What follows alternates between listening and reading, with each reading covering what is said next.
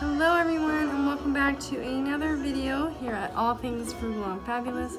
So today I wanted to just give you random small tips that will save you a lot of money and also keep your own money in your pocket. Some of these are kid related, so if you are a parent or a grandparent or have friends with little babies, then you can use these as well. Not all of them, but some of them. So the first one is I use plastic lids. Like this was on top of like the chicken flavor type thing. This is a coconut oil lid. This is a baby formula lid. You get the idea. You can use lids on powdered drinks as plates for my little ones. So if they have a little cookie or for instance this little mini pie, I put this on there instead of giving them a glass or a porcelain plate. And they won't break it, and you don't have to go, and they are not cheap anymore. They used to be like really cheap, like $1 or $2 for a package of little plastic plates when my daughter was little, but not anymore. So I don't buy special dishes for my babies. I just use already common household items, and they fit perfectly. And sometimes I even use like little plastic plates that come with their plain stuff. But yeah, they love it because it's their size. Even you can use these if you don't have tiny plates. I've used them a couple times in a spur of the moment. So yeah, that's the first one. And continuing on with that idea, as little snack cups, I use little takeout and some kind of sauce came out in here. And this also, once, I can't remember, this was from a long time ago that we went, and they have these little bowls, and this is where they put like the corn and the side dishes in. And I was like, oh, those are so neat. So I took them home, and they are great. I wiped them out before I took them home, and they're great for holding little snacks for the kids as well. And if you want a portion size, these are great for doing that. You put some nuts in here, or whatever it is you want to snack on, then that way you can portion size for yourself. The next one is having to do with laundry, actually the next couple ones. So I learned this the hard way, and my husband got a little bit offended when I brought it up to him. But don't wash heavily soiled clothing or garments or any kind of fabric things with your regular everyday wash, because not only will it give your regular clothes a dingy look, but it will give them it'll transfer the smell from the clothes. He works outside and is around fuel and a bunch of other stuff. So when we were washing, when he would throw his wash in with ours, then everything would smell like that. And I mean, on him it's fine, but I don't want to, lie down on my pillow and then that's all I smell. And it's not very pleasant. So I have asked him, and he was a little bit upset when I said it, like I was, being mean on him, but it had nothing to do with it. It was just, I just don't want to smell it on my clothes and on my bedding. So yeah, just wash your stuff separately. Your clothes will come out a lot cleaner, and you obviously have to wash heavily soiled clothing differently from your regular everyday wear. So it will save your clothing in the long run. The next one is because my daughter has started doing laundry, and I asked her, or I told her, I said, make sure you're only using one dryer sheet. She gave me this look, and it was like, you are only using one, right? She's like, yeah. I'm like, are you using more? And then she's like, well, the box says to use 2. And I was like, oh my goodness. So all this time she's been using 2 dryer sheets. That's a lot of dryer sheets. I told her to only use 1, and in fact, I only use a half, and I reuse them at least 1 time. So yeah, don't follow the instructions. I've never had any issues using half of a dryer sheet and using it twice. Or sometimes I will save them and then throw a few used ones and then throw them all in there. But yeah, or you can get rid of dryer sheets altogether. We do have dryer balls as well, but they are kind of loud if we're doing laundry at night. So yeah, we use dryer sheets as well. We definitely do not use the recommended 2 dryer sheets per load. That's a lot.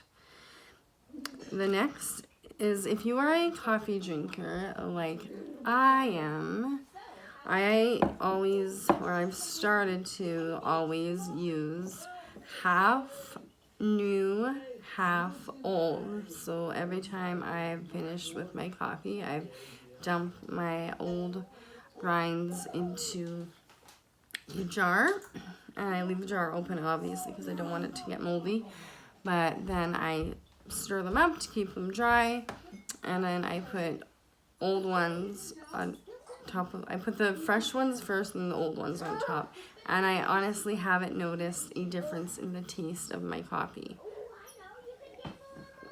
It's already cold because I can never finish a whole cup of coffee in one sitting. Yeah, but then definitely it works. So, well, it works for me anyway. Next one is do a big shop. I just did a grocery haul. I will be posting that shortly. But the idea is here, if you spend Okay, the next one is regarding shopping hauls. From where I live in Canada, Manitoba, Canada, we have Superstore, which is also Loblaws. It's all one big company. Anyway, if you spend $300 there, you will get free items up to $25 value. So I have started when I have a huge grocery list. I will save everything until I need $300 worth of groceries. So if I have to do without for a while, then I just do without. And I do one big grocery shop, $300, and I get my free items, and almost every month they have, you also get 25,000 points if you spend $250 or more. So in turn, I get $50 worth of free groceries. So it's pretty awesome. Instead of doing a bunch of different little shops, if you forget stuff or whatever, and then it almost always turns out to be a lot more than the $300, and you don't get any free things. So this in the end turns out to be a win-win. I get $50 of free groceries, so that's pretty awesome. So next one is use less sugar or omit it altogether. So this can work in your drinks. Like I've omitted sugar in my coffee now, so I just use milk, and sometimes occasionally cream if I have it, but it's not like the specialty creamers, it's just the evaporated milk, or sometimes half and half if I can get it on sale. But yeah, no sugar in there. And then also in baking, I will use a lot less sugar than it says. Normally it says to use a whole cup, but I will use only a half or 3/4 cup, or substitute it for something else. But yeah, definitely use less sugar. Sugar is expensive, and it makes you a little bit not so skinny by eating too much sugar. The next one is to add water to your soda. I do this. My husband thinks it's gross, but I honestly think it doesn't change the taste that much. Whoops. Here's my Ninja Turtle. Sorry about that. So this next one, you might all think it's kind of gross, but I've tried it. I enjoy it. Well, I don't drink soda often, but when I do water it down, half and half, and it tastes good to me. I enjoy it. My husband makes fun of me. He thinks it's gross, although he's never tried it, but it tastes good to me. And I water down all juices and anything, any luxury item drink, and by luxury, anything other than water, I water down for me and the kids. Next one is use those sugar and sugar substitute packets up.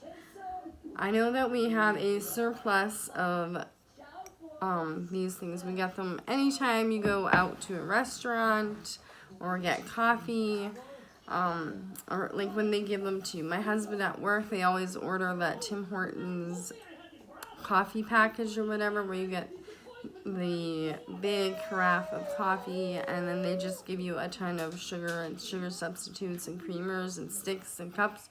Anyway, most of the guys will just throw it all away at the end when they're done, but he always brings all the extras home because he knows that I will use it up and it won't go in the trash.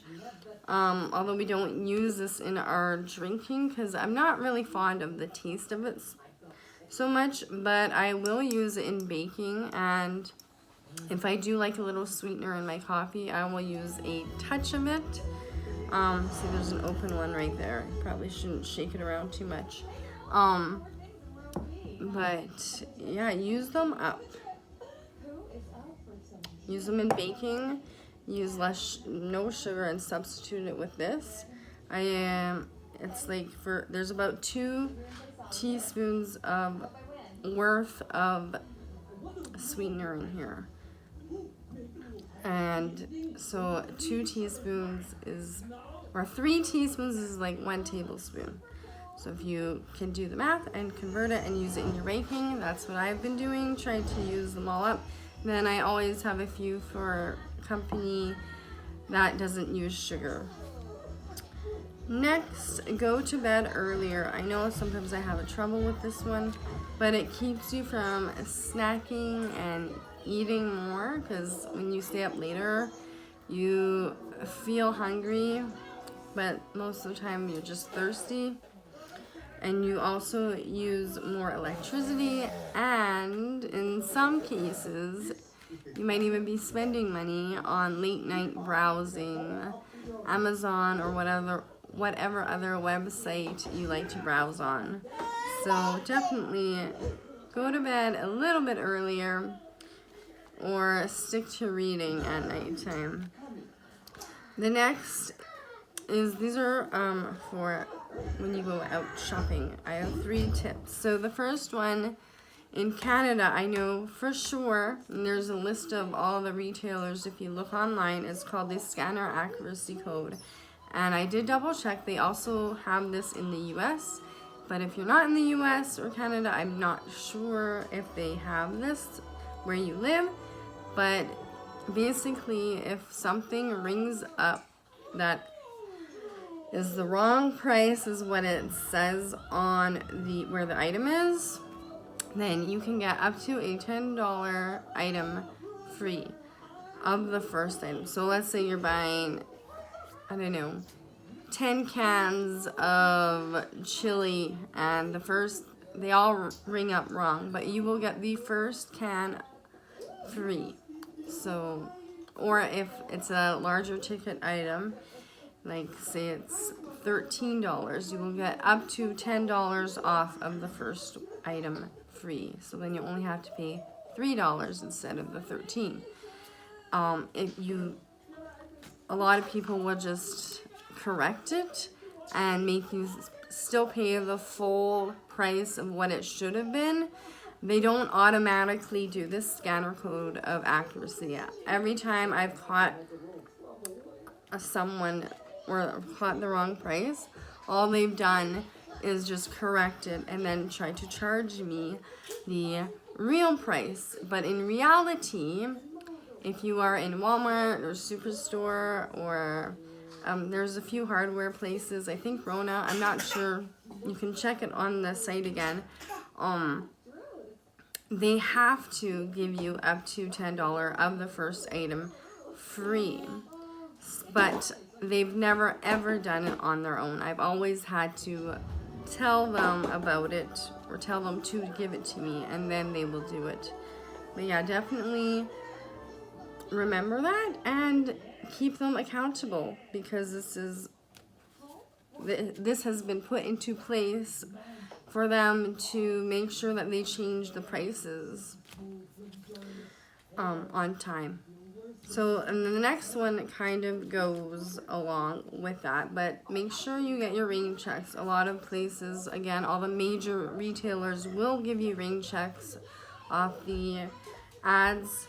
And then price match. If you're at Walmart or a Superstore, I know I use this a lot, but they will price match if you buy something of the exact same item at Walmart and it's cheaper at Walmart and you're in Superstore, they will give you the Walmart price.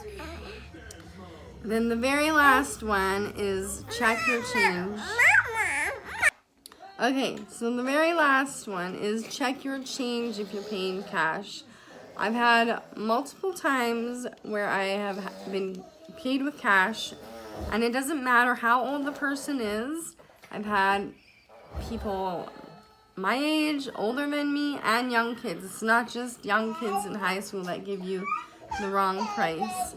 I had a woman that looked to be like my mother's age, and I said, my change is 35, and she's like, well, how much did I give you? It was only 15 cents, so I was shorted 20 cents. She pulled out this huge magnifying glass and looked at the change in my hand and then corrected the change after that. So don't let looks deceive you. Anyone can count wrong.